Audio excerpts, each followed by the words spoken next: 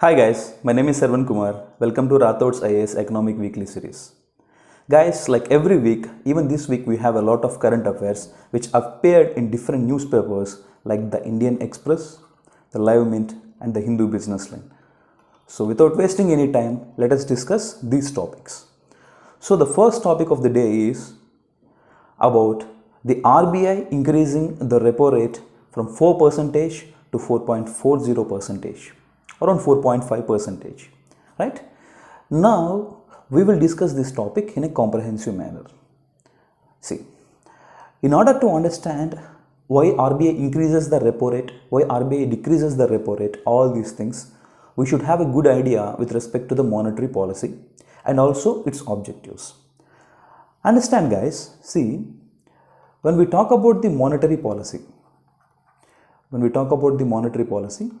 it is a policy being implemented by the RBI, the money market regulator in the country. And you also very aware that the fiscal policy will be implemented by the government of India. So when we look at the monetary policy, it is being implemented by the RBI, and the main objectives of this monetary policy is two. What are they? The first one is enhancing or ensuring the growth of the country, and as well as maintaining the prices at a stable level. We call it as price stabilization. Now understand, we often also have a synonym for the price stabilization, that is nothing but controlling the inflation.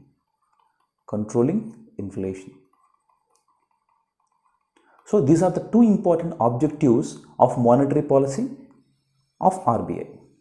Understand, RBI have a lot of tools available with it, like repo rate, reverse repo rate, the latest one, standing deposit facility, marginal standing facility, right? In such a way, RBI have a lot of quantitative tools as well as qualitative tools available with it to implement this monetary policy.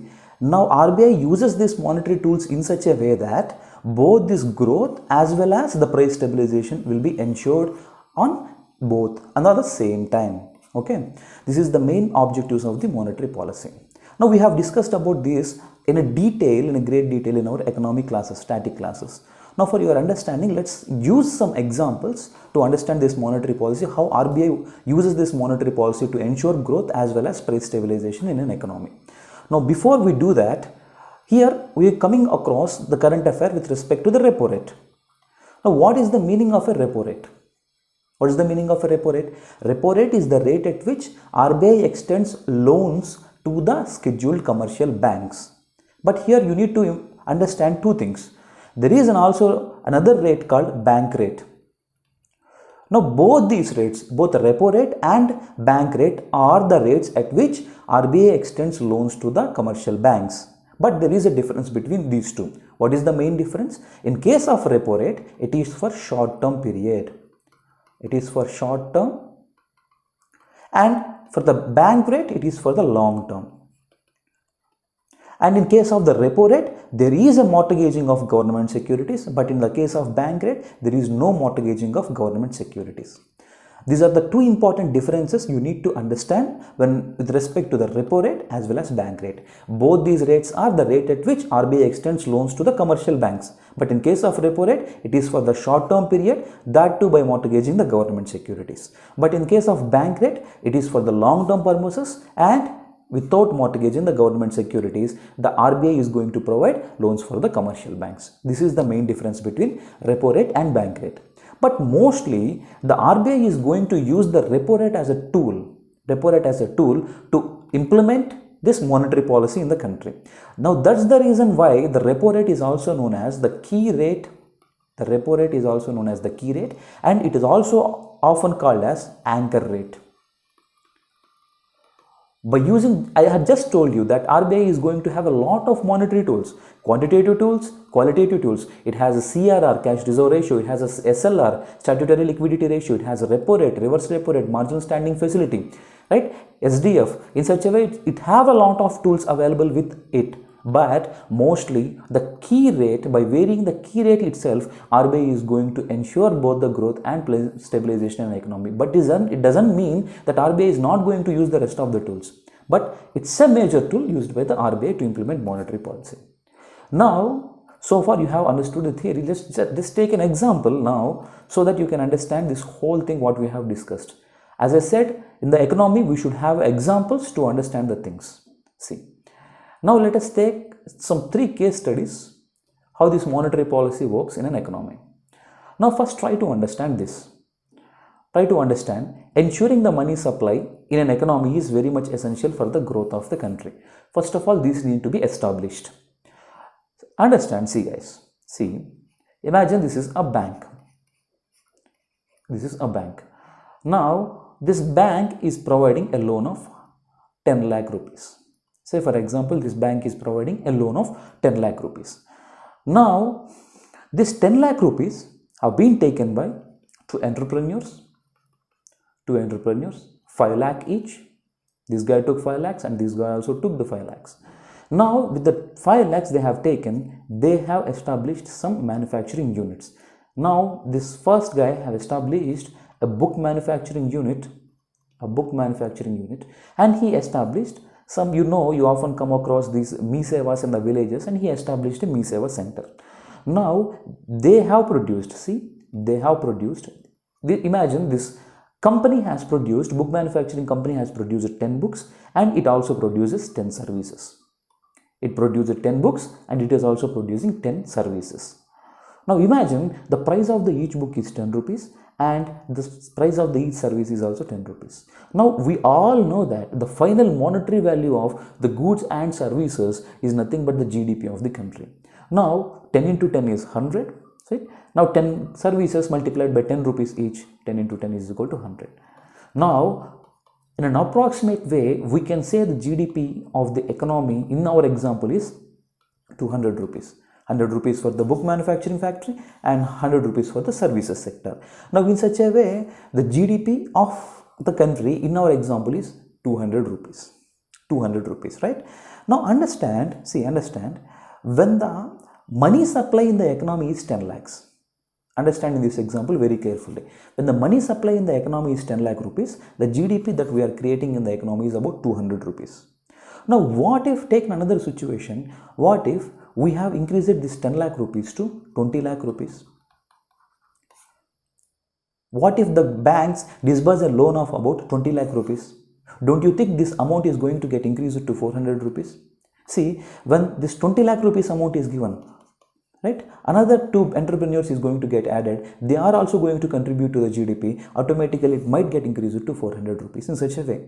So with this example, what you have understood is ensuring the money supply in an economy is very much essential for the growth of the country. Now how do you measure the growth of the country? By measuring the GDP itself. GDP is, right, measuring the GDP is going to give you the growth of the countries. Why the GDP is taken, why not NNP? What is, we do have a lot of measures of the national income, but why particularly GDP? Because all over the world, many countries are going to calculate, are going to fix the GDP as their national income. Now, in order to compare our country with the rest of the countries of the world, we also use it to compile the GDP and compare the economies of different countries with us. I hope you understood it. So in such a way, from this example, what you have understood, ensuring the money supply in the market is very much essential to achieve the growth. When the money supply in the market is 10 lakh, now the GDP is 200. Hypothetical, this is a hypothetical example. Now, when the money supply in the economy is 20 lakh, automatically as the money supply is doubled, it might result in the doubling of the GDP, right? Doubling of the GDP. In such a way, we have this money supply being ensured in the economy and growth also being ensured in the economy. Just keep it in your mind. So what you have understood, ensuring the money supply is required for the growth of the economy. Now let us take the same example and try to understand how monetary policy works in 3 case studies. Now understand the case study 1. Now imagine it's RBI. Now imagine RBI. Now RBI, see, what is the meaning of repo rate? What is the meaning of repo rate? Repo rate is the rate at which RBI extends loans to the commercial banks, right? Isn't it or not? Now here The banks may supply 10 lakh rupees in the economy. The banks may supply 20 lakh rupees in the economy. Guys, don't get confused with the ensuring the money supply and ensuring the credit or ensuring the liquidity in the economy. They are both, the three terms are one and the same.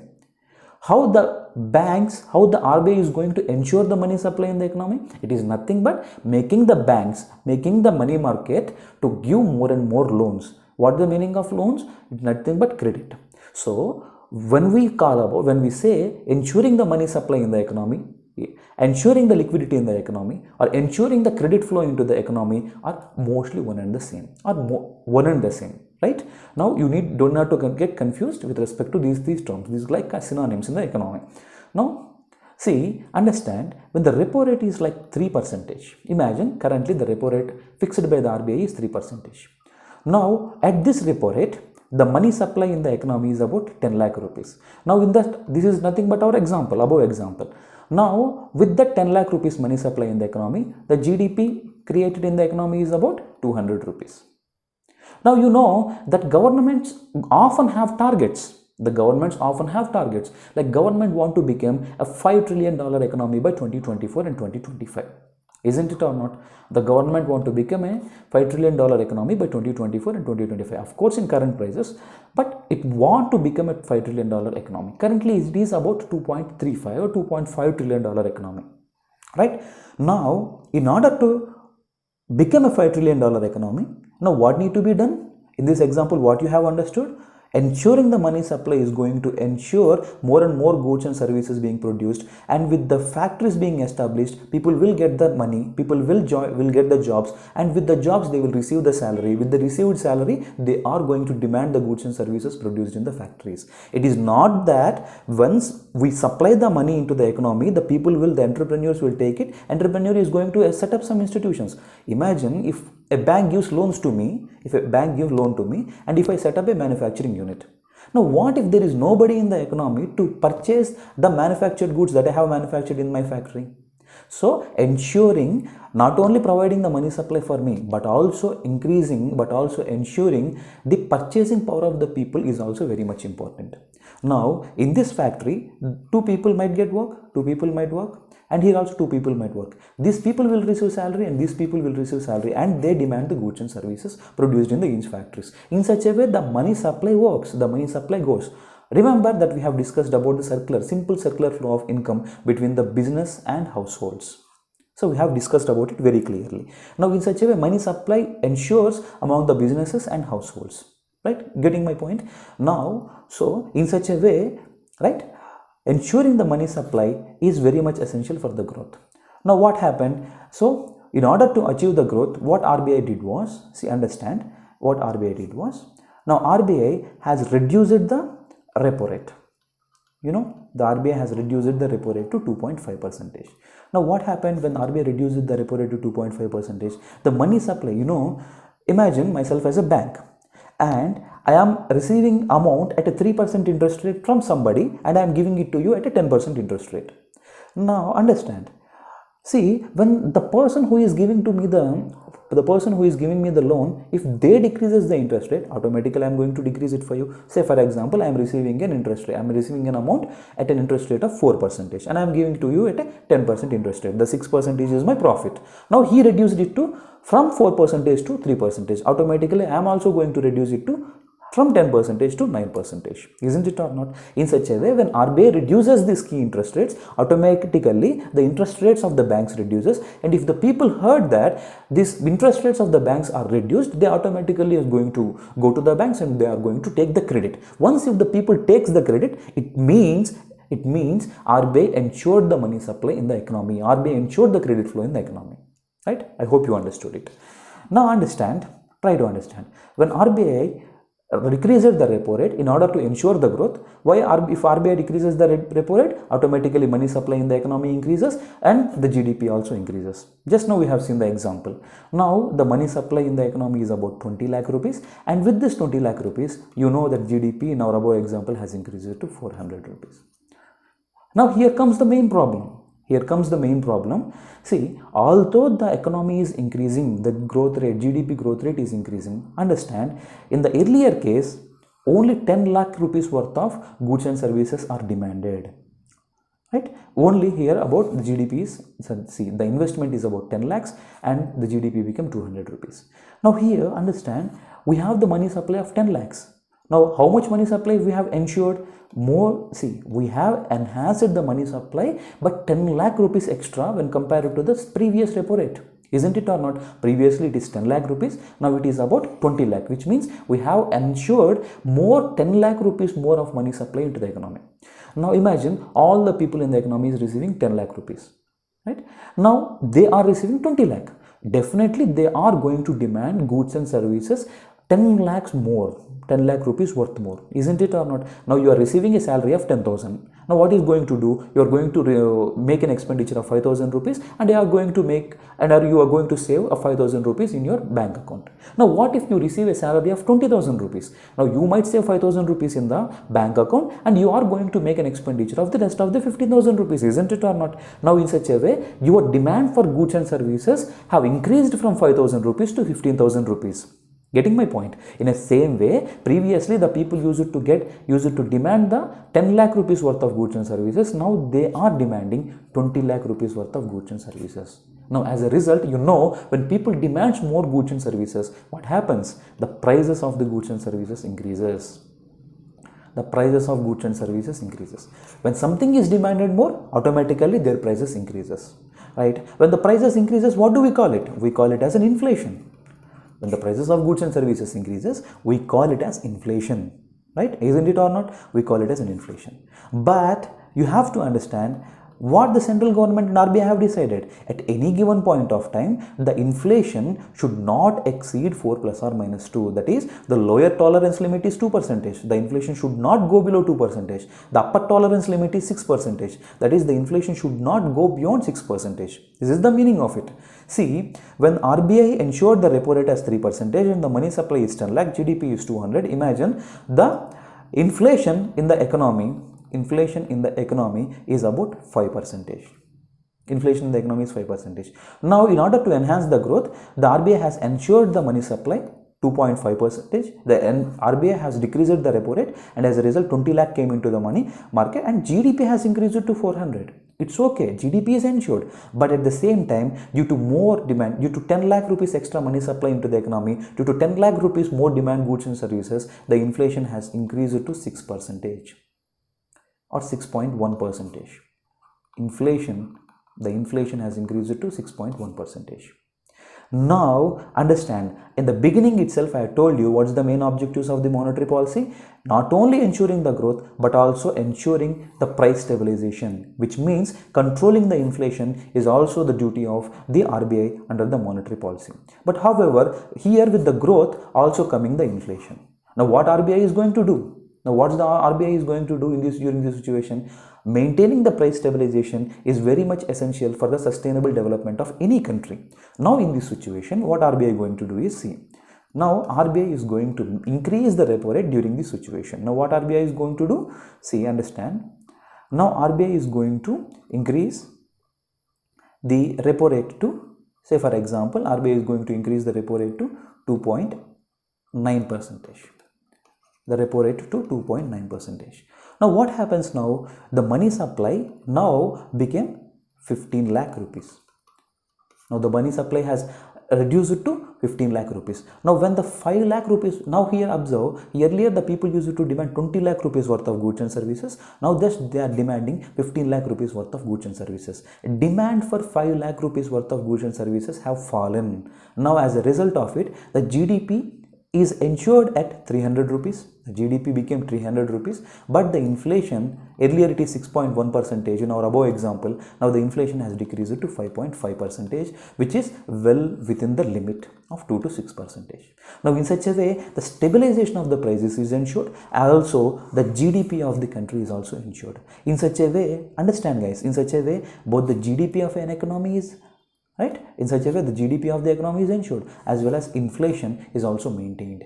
The RBI, by using just the simple tool repo rate, it is achieving both the GDP. So 300 is the best GDP and inflation below below 6%, and it is maintained below the upper tolerance limit of 6% of RBI. Now in such a way, inflation is maintained and also the GDP is ensured. In such a way, RBI is going to ensure both the growth as well as price stabilization in the economy. Now just relate all these summary, all this theory and how the monetary policy works to our current affair. Now recently you have seen, just now you have seen the news article that RBI have increased the repo rate from current 4% to 4.4% or 4.5% rate. See, it increased it by 40 basis point. Now what is the meaning of it? Why RBI has increased? It is our case study 3 here. See, this is the case study 1. You can understand it as a case study 1. It is case study 2. Now this case study 2 situation is seen in the country during the COVID-19 pandemic. What happened during COVID-19 pandemic? Due to COVID-19 pandemic, a series of lockdowns, national lockdowns have been imposed in the country. You all know that the national government have imposed a series of lockdowns. Now as a result of series of lockdowns, many of the manufacturing units have got shut down. Now in order to revive the economy from the COVID-19 pandemic, ensuring the money supply in the economy is very much essential or not? Now as a result of it, for the past 2 years, the RBI is decreased the repo rate and ensured the money supply in the economy. RBI has decreased the repo rate and ensured the money supply in the economy to make the country to come out of the COVID-19 pandemic. Its intention is true. Now over a period of time, over these last 2 years, the economy have been recovered. You have seen it in your news. The economy have been recovered. Now what happens when the economy also recovers? Along with it, the inflation also increased. In our example, as seen in the example, along with the inflation, along with the growth rate, the inflation of the country is also increased. Now ensuring, see, recently you have seen in the last week current affairs also, in the last weeks or the last before week, the economic weekly, we have discussed that the inflation in the economy has increased to 6.1%, but it should be maintained below 2 to 6%. Now as a result of it, see, RBI now increased the repo rate. RBI now increased the repo rate from 4% to 4.4%. Now what happens when RBI does it? The money supply decreases, but not to a lower level, but to a minimum level, at an accommodative level, so that both the GDP as well as inflation is maintained. Right? This is the main reason why RBI these days are increasing this repo rate. It's the main reason why RBI decreases or increases the repo rate. Right? I hope you understood very clearly. This is how RBI's monetary policy works. With these 3 case studies, I hope you very clearly understood how the RBI monetary policy works and why RBI changes its key repo rate, key anchor rate or this repo rate frequently or not frequently when this growth or inflation is not stabilized. When growth decreases, RBI decreases the repo rate, increases the money supply and growth is ensured. But after a period of time, with the enhanced money supply, inflation increases and RBI increases the repo rate and decreases the money supply and growth is maintained at a stable level and inflation will be reduced. Now in such a way, by varying the tool, by increasing or decreasing the repo rate, RBI is going to achieve both the objectives of monetary policy, that is growth as well as price stabilization, that is maintaining the inflation well below the upper tolerance limit and lower tolerance limit of 2 to 6%. Right? This is about it. When you look at this graph itself, you can see clearly that in order to revive the economy, you can see this graph is coming down in such a way. By looking at this graph, you can clearly understand in order to revive the economy from the COVID-19 pandemic, RBI has reduced the repo rate.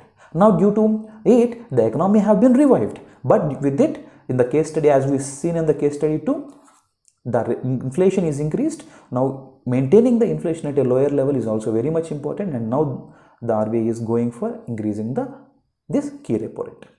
Right? See, this is all about this current affair. I think you have understood it. So you can see all these reasons are the one which we have discussed just now in our examples.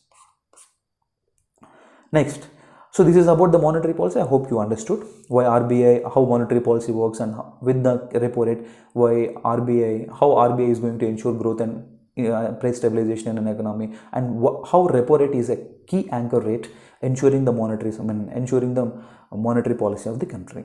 Right? This is about this monetary policy and related issues. The next topic of the day that we are going to discuss about is GST compensation dues. GST compensation dues. Guys, try to understand. Recently, the West Bengal Chief Minister has said that they are not going to reduce the state levies on petrol and diesel, and they are going to do it only once the center clears their outstanding dues of about 97,000 crores, including the compensation for implementing the goods and services tax. Right? Now, in our earlier classes, I hope we have discussed about this GST compensation and each and everything in a great details.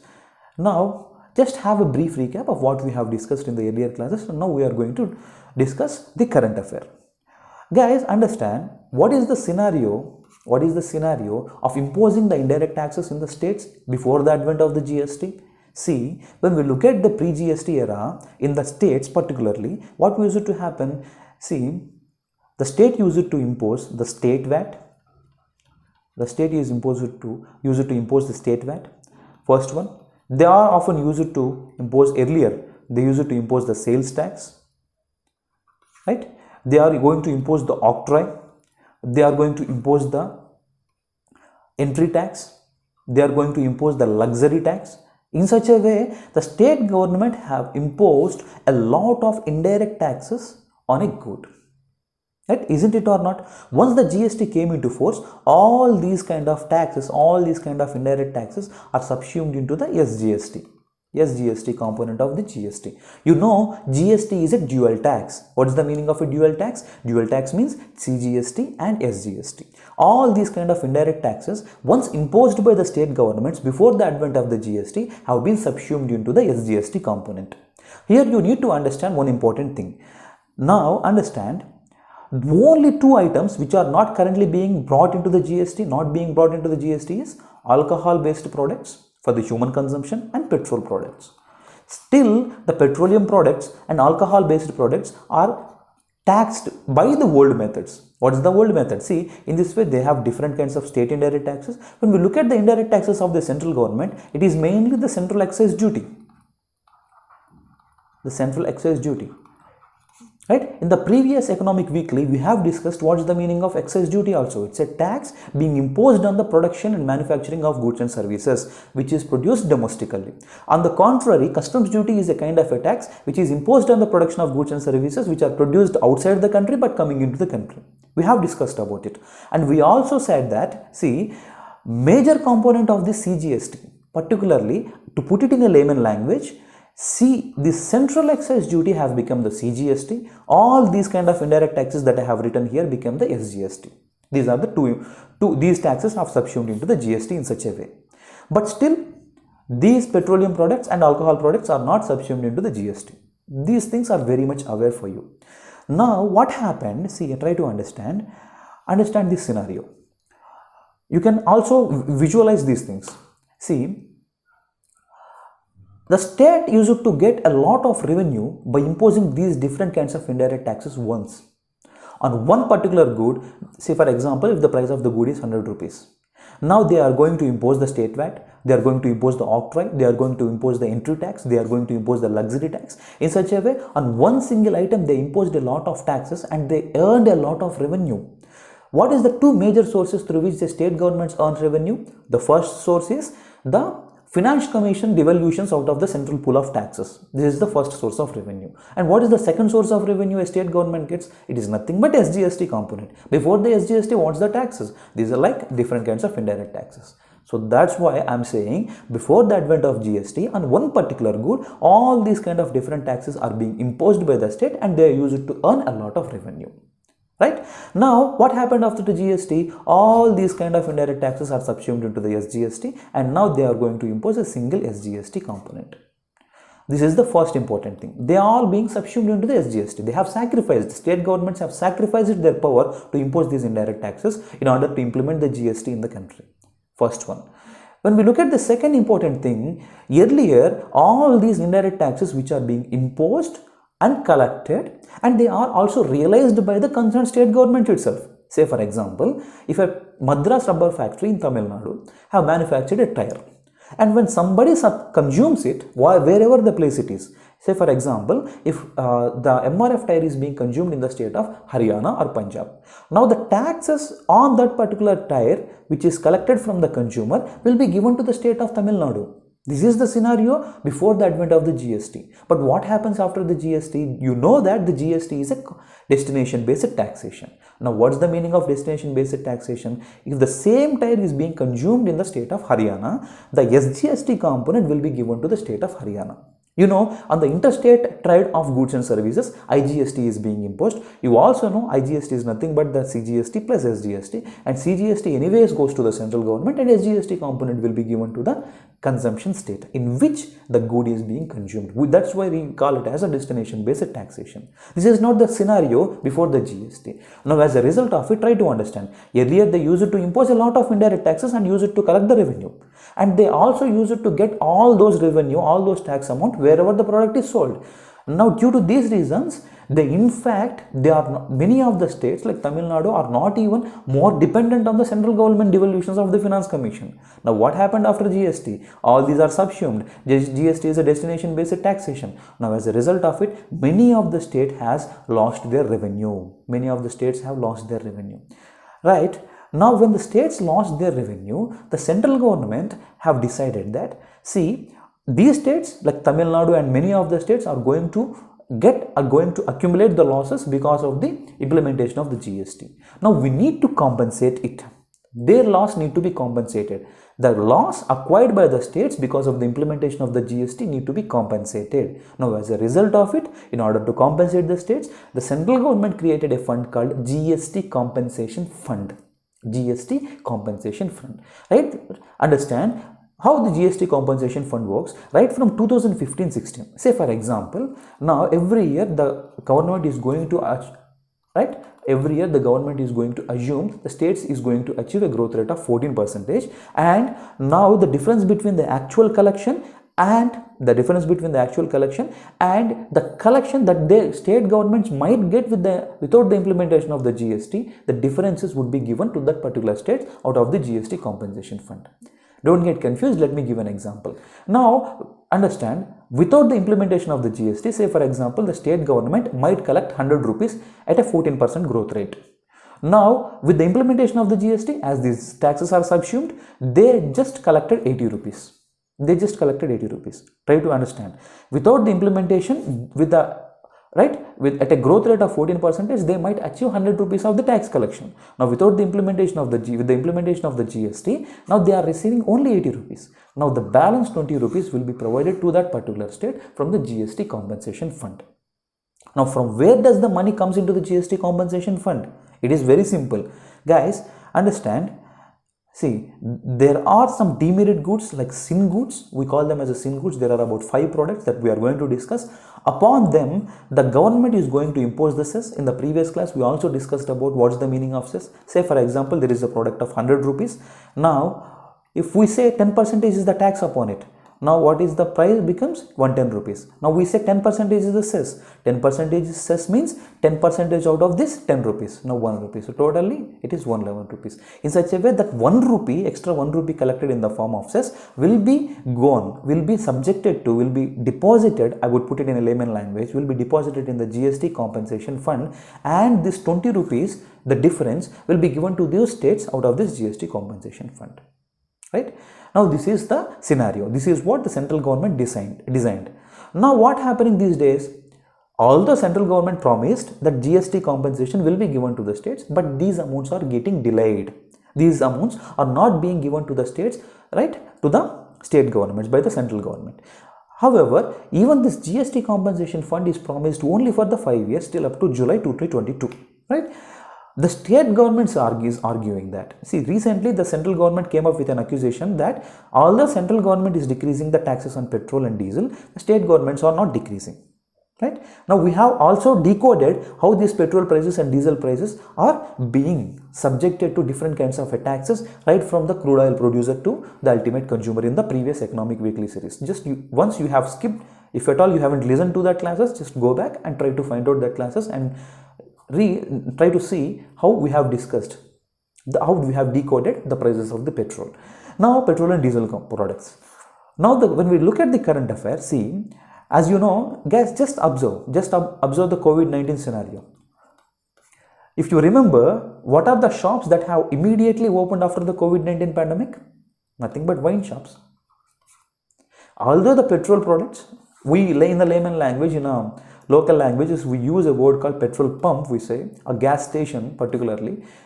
Now, these are already opened in the COVID-19 pandemic situation. But after COVID-19 pandemic, the first one that was opened was wines. Now, these wines and petroleum products are the major sources of the revenue for the state governments, as they are not brought into the GST. The state government is imposing all these kind of state VATs and different kinds of indirect taxes. The central government imposes the central excise duty. The state government imposes the state VAT. Right? So, that's why even the state government, see, before the GST, they imposed a lot of indirect taxes. The taxes also realized by the states wherever the product is sold. But after GST, these two things are not happening. In order to compensate it, GST compensation fund was created, but the central government is not providing the GST compensation fund frequently. Now the state government is more rigid to reduce these kind of taxes on the petroleum products, because this compensation fund is also not giving, and the earlier once they use it to get this kind of different kinds of taxes through imposing these different kinds of indirect taxes is also not getting to them. State governments have their responsibilities, guys. You know that the constitution itself have given different responsibilities for the central government as for the state government. Now, like welfare schemes, public order, maintaining police order, police, all these are the subjects given to the state governments. In order to maintain that, the state needs revenue, right? Now, where does the revenue comes from? Earlier to these taxes. Now they are reduced, even the GST compensation fund is not coming. So the state governments are these days are rigid, and they in fact arguing that once the GST compensation fund arrears is being given to the state governments, they will reduce that state levies on petroleum and diesel. So this is all about this current affair. Right? I hope you understood it very clearly.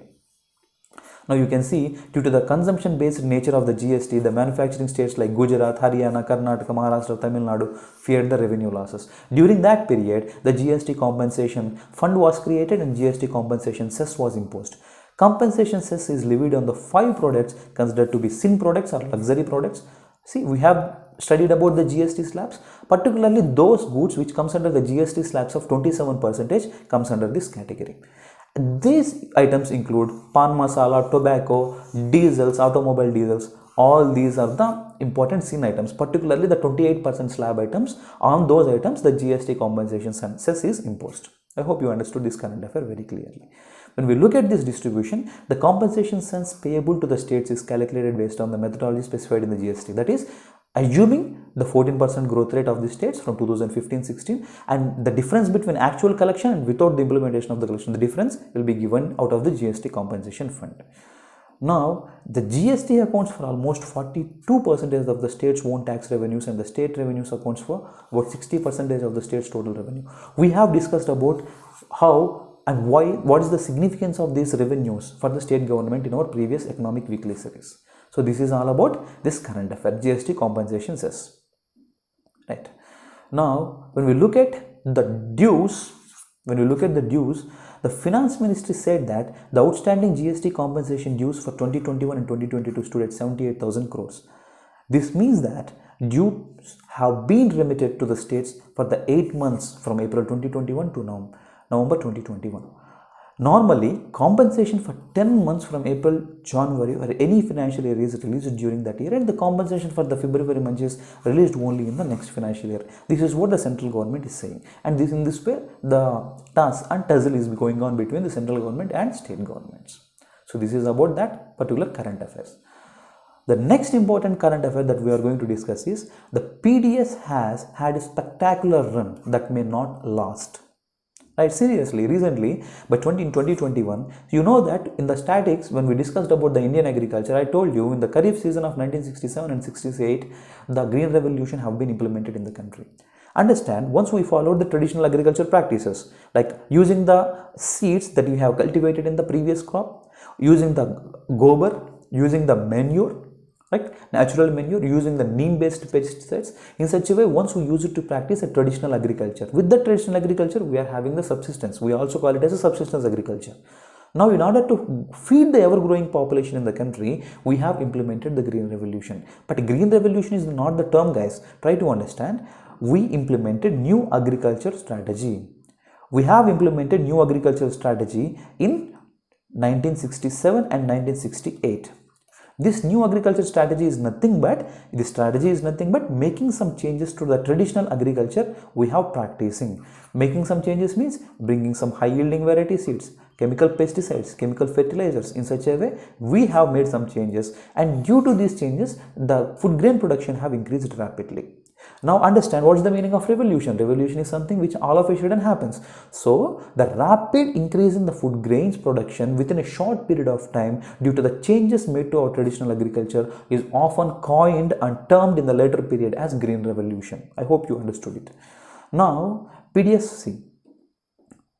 The agriculture was only sector that registered the growth even during the COVID-19 pandemic, even as the economy overall contracted by 4.8%. And you also know from 2012 that the India's prime moving force is agriculture. The government declared that once after independence, the India's prime moving force is industries. Now after independence, right after 2012, I think we are using this agriculture as a prime moving force of the Indian economy. Prime moving force means which contributes lots to the GDP, right? This is the meaning of prime moving force.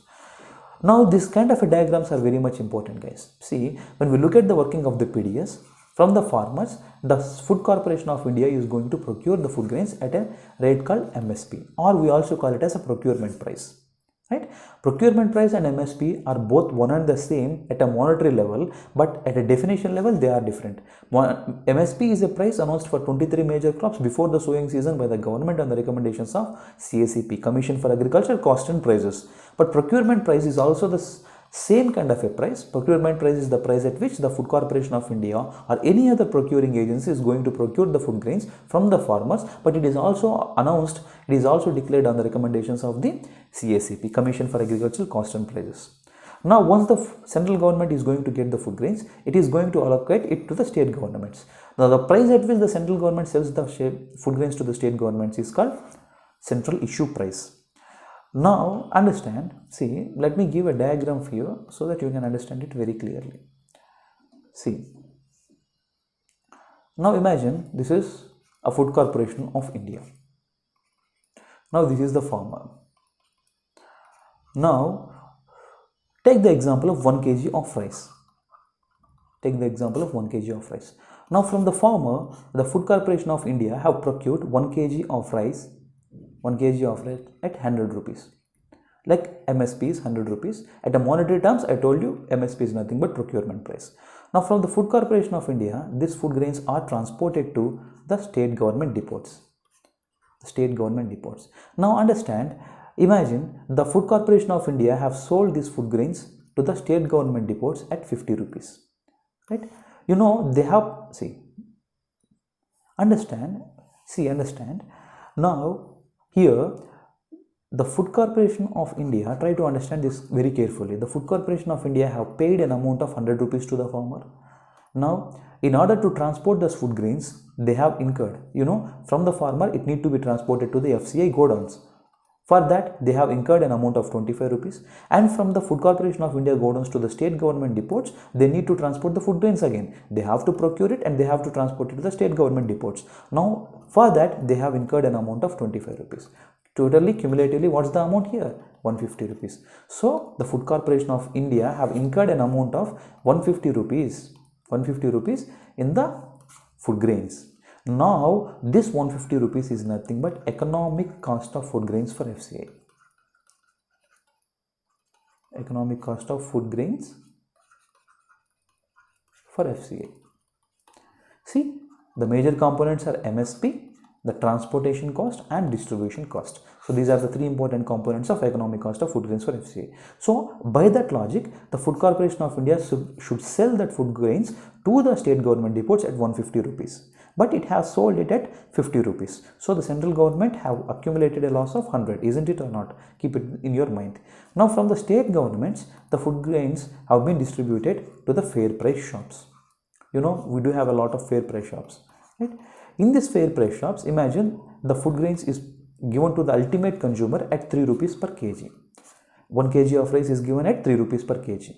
Now, the state governments got it at 50 rupees, Now they have accumulated a loss of about 47 rupees here, isn't it or not? They got it at 50 and they are giving it at 3 rupees. So the difference is 47. So this is the loss accumulated by the state government's depots.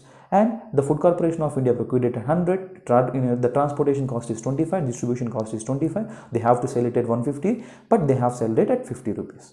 Now understand, the 100 rupees that this Food Corporation of India accumulated as a loss is called the central government. This 100 rupees is called central government food subsidy, and the 47 rupees is called state government food subsidy. Right? Now see, technically to express it, the central government food subsidy is equal to nothing but economic cost of food grains minus the price at which the Food Corporation of India is going to sell the food grains to the state depots is called central issue price. The central issue price. So economic cost is 150, the central issue price is 50, so 100 rupees is the central government food subsidy. Now similarly, when we look at the state government food subsidy, it is nothing but the difference between central issue price and fair price. The fair price is nothing but 3 rupees, the central issue price is 50, now the central issue price is 50 and the fair price is 3, and 47 rupees is nothing but state government food subsidy. So in such a way, these kind of diagrams are very much important to your mains answers. So just see, always try to use some diagrams in your mains answers. It will add some freshness to your answers, right? Next, see, in the Public Union for Civil Liberties vs. Union of India case, the Supreme Court held that the right to food is a legal right under Article 21, right to life. Then the Government of India came up with the National Food Security Act of 2013, and it uses the current public distribution system, targeted public distribution system, to implement that act.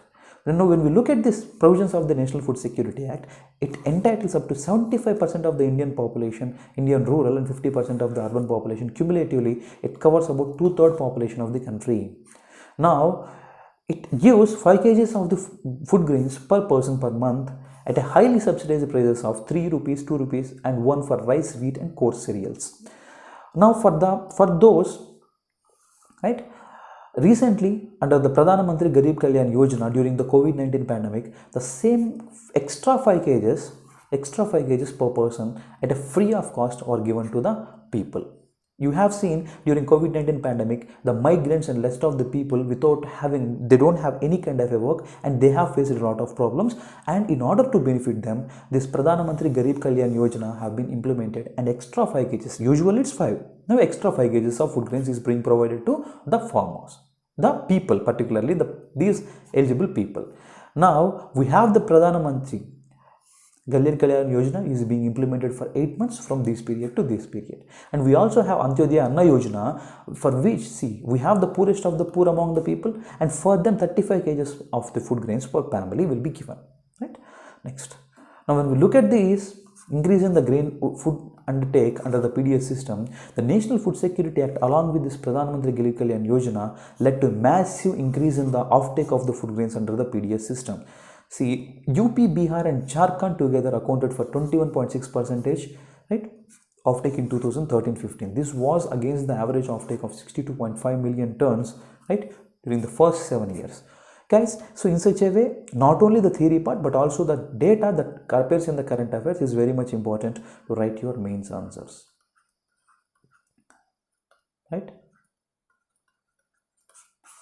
So whenever this kind of a data appears in the newspapers, this particular article have appeared in the Indian Express. So in such a way, these kind of news articles are very much important for your current affairs.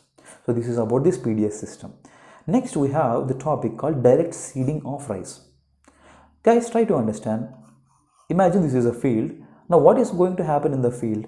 Earlier we used it to sow the seeds, and we use it to grow, we use it to make the plant to grow to a particular size, and then what we are going to do is we are going to uproot all these particular paddy plants, and we are going to retransplant it all over the field. This is the normal transplantation. Now the direct seeding of the rice means without doing all these things in DSR, there is no nursery penetration or transplantation in such a way as we discussed in the example. The seeds are inserted directly, drilled into the field by the tractor powered machine, right? It will be done directly. Now when we look at recently this is being implemented. these incentives, the government of the Punjab is being providing incentives for those farmers who are practicing these kind of techniques. According to the studies, around 3600 liters to 4000 liters of the water is required to grow 1 kg of rice, depending on the variety of the paddy. In Punjab alone, 32% of the area is used for long duration crops, and about 120 to 140 long duration crops. The rest of the 158 days is the long duration crops, and 120 to 140 days is the short duration crops. So on an average, about 4000 liters is required to grow 1 kg of the rice in that particular states. Now when we adopt these kind of things, when we adopt this DSR technique, 15 to 20% of the water is saved. In some cases, water saving can reach to 20 to 23%. So these kind of techniques can be directly incorporated in your mains answers. In water conservation techniques, you can add these kind of examples. So with the DSR, 15 to 18 irrigation rounds are required against 25 to 27 irrigation rounds instead in a traditional method. So when we look at the other benefits of it, the DSR can solve the labor shortage problem, because as like the traditional method, it does not require a paddy nursery, as I said in the example, and transplantation of 30 days old paddy nursery into the main puddled field. You know, when farmers goes for the rice tree plantation, they often done the puddling of the rice. You know the meaning of puddling of the rice. With the cage wheels for the tractor, they are going to puddle the field. Now once these plants are grown to a sufficient age, and they are get retransplanted, and these kind of things are not required in case of these techniques. It matures 7 to 10 days earlier than the puddled crop, right? Puddled transplantation crop, therefore giving more time for the management of the paddy straw. You know that stubble burning is a main important problem, so it gives enough time. The farmers will get a less time to clear the fields and to go for the next crop in the areas of Punjab and Haryana. When these kind of transplantation techniques were used, the plant will come into hand before 7 to 10 days, 10 to 15 days. So now it will give enough time for the farmers to manage this. Now you can incorporate these also in the problem of this stubble burning issue. Research trials indicated that the yield after the DSR are 1 to 2 quintals per acre higher than the puddle transplanted rice. So in such a way, we have a lot of technique, we have a lot of benefits. Apart from conserving the water, we do have these kind of ancillary benefits with this technique. So you have to keep these in mind, and you have to see often these kind of topics are important both for your prelims as well as mains. In mains, you can give it as an example in the conservation of the water, and also as a solution for the stubble burning issue in the country in your environment section. Now this is all about this direct seeding of rice. So we have discussed about this monetary policy, and we have discussed about GST compensation. We also discussed about the cesses, and we discussed about this kind of PDS system and the rest of related National Food Security Act, and we also discussed about the direct seeding of rice. So these are the major current affairs, particularly from the economy perspective, appeared in different newspapers in this week. So I hope you understood, and I also enjoyed this class. And in the next week also, we are going to discuss this in the same way. We are going to discuss different kinds of economic current affairs, particularly from the perspective of your economy in your weekly series. So I hope you enjoyed this class. Thank you, and stay tuned to Rathods IAS.